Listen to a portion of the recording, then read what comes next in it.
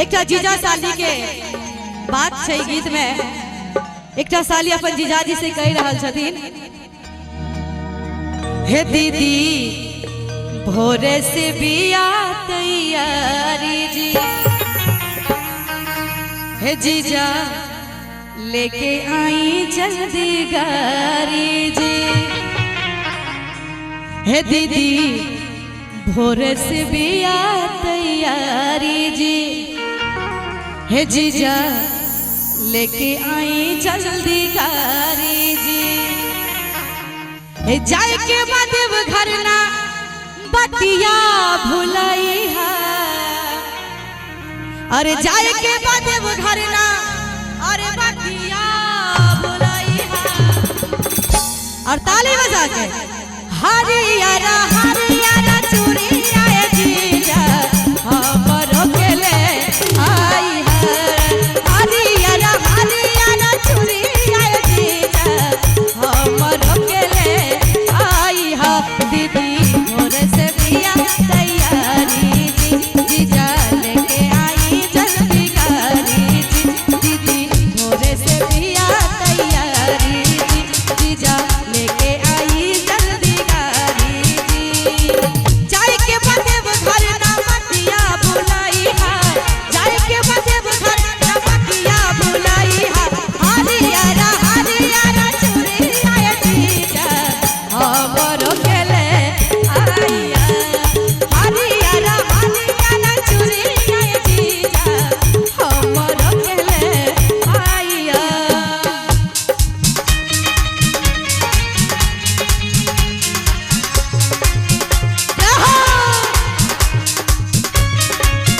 क्या बात है जियो,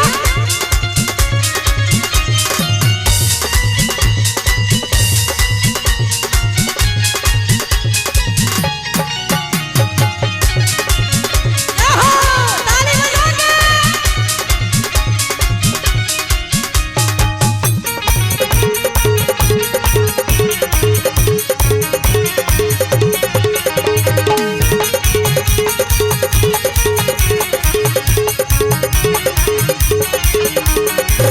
भरसा बना पे ना दिहल निशानी,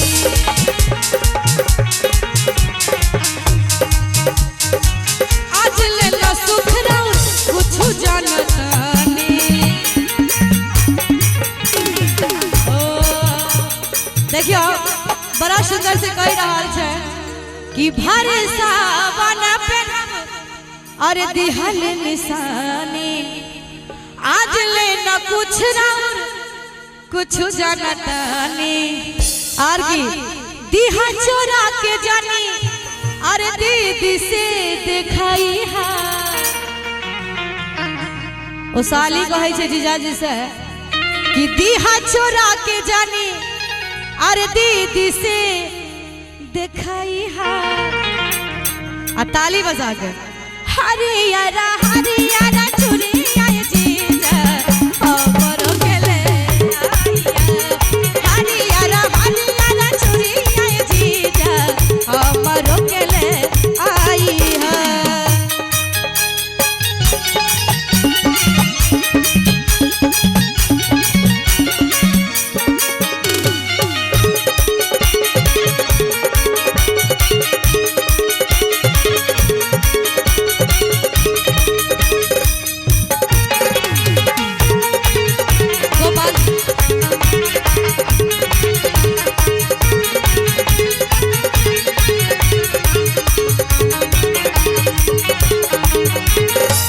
अगिला सुमारी करब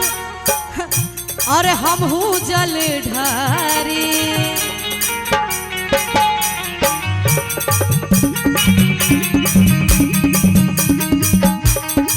देखियो ओना अखन सावन के महीना तो नहीं छे, लेकिन चतुर्दशी आवा वाला छे, लेकिन एगो सावन के महीना में जे देवघर जाय छे सब गोटे ओकर अलगे आनंद होय छे, ओना हमरा पता लागल कि तो कांवरे वाला कार्यक्रम छे, तो हम सब आई कांवरिया तरफ से एक तरफ से बुझियो छिए। एक मिनट, बड़ा सुंदर भाव छे कि अगला सोमवारी करब हमहू जल ढारी पवन छोटे बाबा जय है अरे अरुण बिहारी पूरा होई साथ जानी तू हो संगे जाई है और खास कर माता बहन सब बेसी बैसल और अहो सब अगर जगह भेट जाए तो बैस सके छी कनी आनंद बेसी है सबके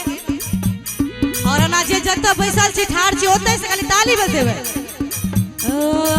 दिहा चोरा के जानी दीदी से देखाई हा दिहा चोरा के जानी दीदी से देखाई हा एक बार दोनों हाथ उठाइयो हां सब बोले बाबा भोलेनाथ की जय वाह ताली बजा के हरियर नारा चुरिया जीजा हम